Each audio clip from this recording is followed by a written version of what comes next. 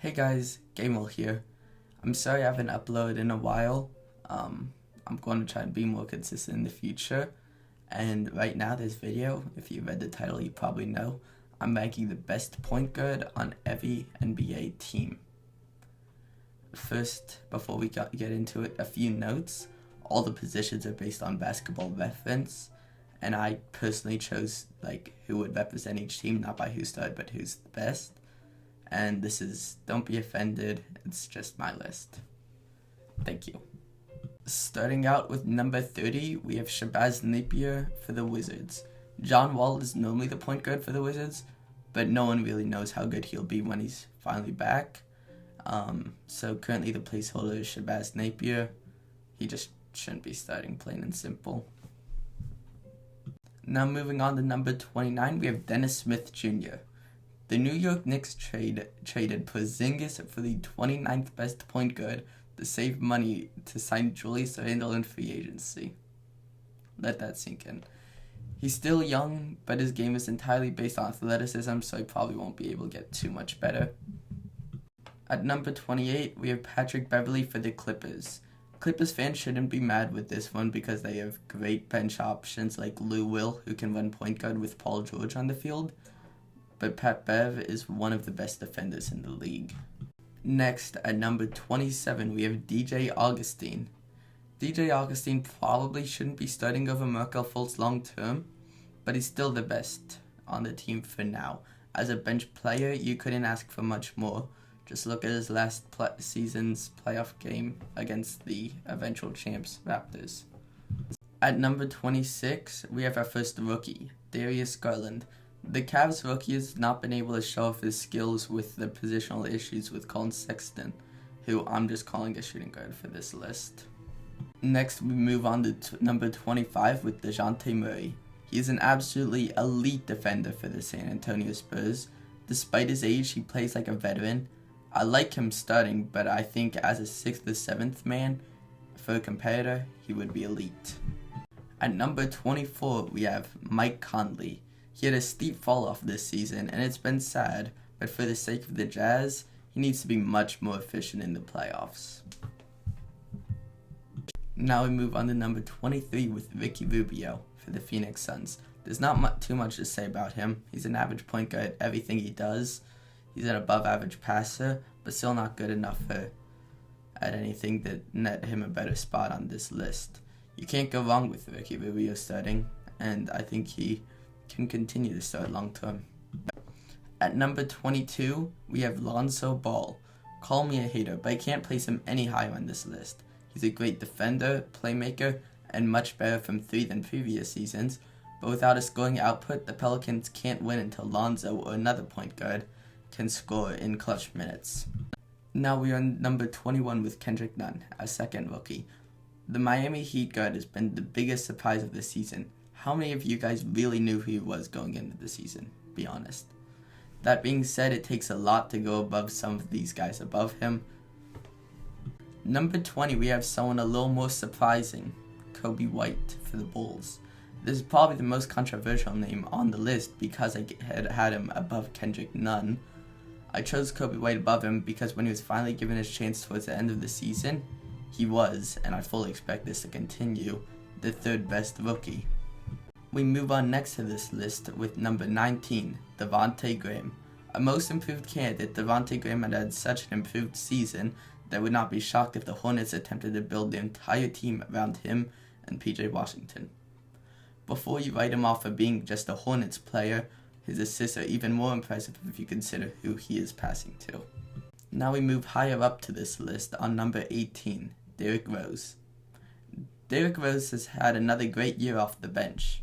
His scoring output has been the best since the injury started to pile up. He has one of the best contracts in the league, is in an interesting trade piece for a competitor. Number 17, Jamal Murray. Before you get mad at how low I have Murray on this list, watch who's above him. Jamal Murray on the court is an elite scorer and a great second option. He's the perfect second option, actually, to a guy like Nikola Jokic who can handle the basketball. Number 16, Malcolm Brogdon.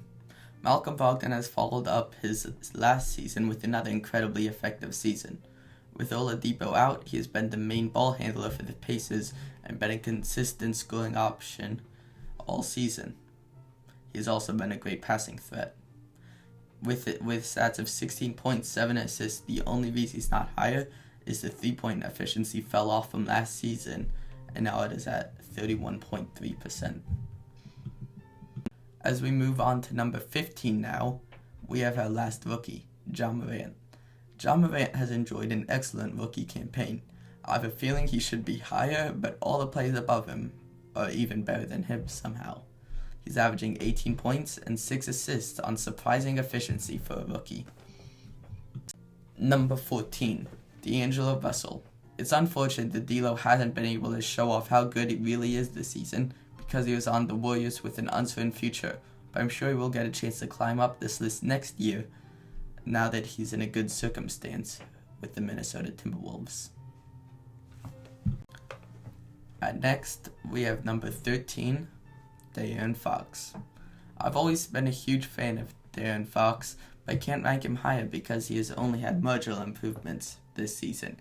I believed he could be an all-star in the West Conference, but he just hasn't been able to show it. He's still an explosive scorer, and the Kings are lucky to have him. Number 12, we have Eric Bledsoe. Bledsoe is an incredible defensive player, arguably the best at point guard. He made the defensive first team last year and might make another team this year. He's a consistent scoring threat whose assist-to-turnover percentage is elite. I'd rank him higher if he delivered more in the playoffs. At number 11, we have Kyle Lowry. He only just missed out a number 10 spot, but the defending champion point guard is elite for the Raptors. He's a great, experienced defender with great scoring and playmaking as well, the signs of a great point guard. Now we move into the top 10 with Russell Westbrook. Westbrook would have been even lower for me if he continued shooting threes at such a high volume, but when he stopped shooting so many threes and used his athleticism to be a great scorer, he showed he deserved top 10. Him being only number 10 shows just how good the point guards in this league are. Now at number 9, we have Chris Paul. Chris Paul has been phenomenal for the Thunder this season. His ability as a leader and playmaking alone make him deserve such a high spot on this list. Also, he is one of the best fourth quarter performers in the league this season, if not the best. At number 8, we have Ben Simmons. I'm going to preface this pick by saying Ben Simmons could be so much better if he could space the floor. However, his playmaking, interior finishing, and defense are so elite. Number 7, Trae Young. To be honest, this could be a little biased.